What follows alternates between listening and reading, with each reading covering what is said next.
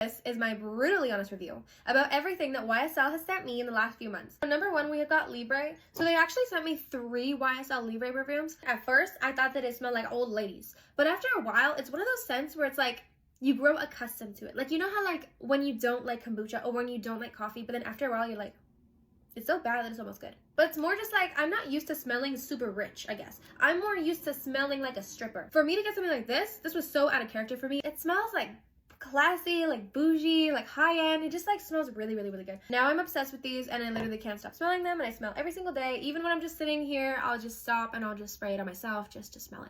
So with that, thank you. So I've got the YSL All Hours Foundation. The formula is really watery. However, it is silicone based.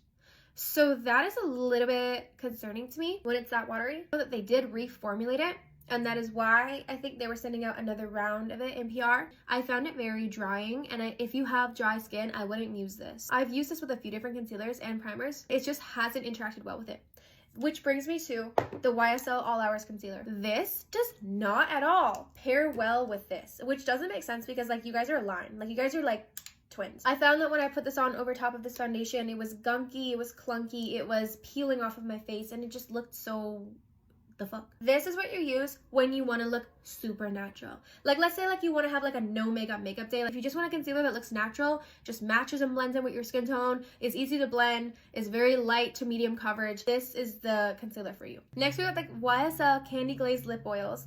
I love these. These are insane. Like I have never in my life been a fan of like lip oil or lipstick. I always have my Laneige. I always have like my NYX. I would recommend these. They're very pricey. However, they look amazing.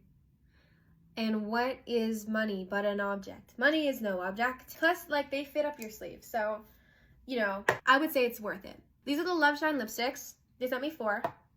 Honestly, I only use one color, I'm not gonna lie. They sent me like a bunch of reds. Reds and browns are not my thing. Like, it kind of serves old lady. Me with this. Actually, wait.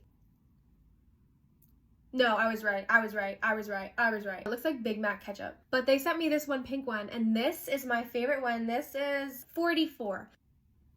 It looks like a lip oil and a lip gloss, but it's a lipstick. Next, we've got these brightening pens. When they sent me the little brochure where I could pick out my colors, they said that you could use them as a highlighter, a concealer, an illuminator, or a contour. So I was like, okay. It's like this little brush. You click this on the end. That's it on my hand, just a quick swatch. It's basically an illuminating concealer. For me, this is just a little too lightweight and illuminating for me. Like this is more people with like natural beauty would enjoy this, but I can't relate.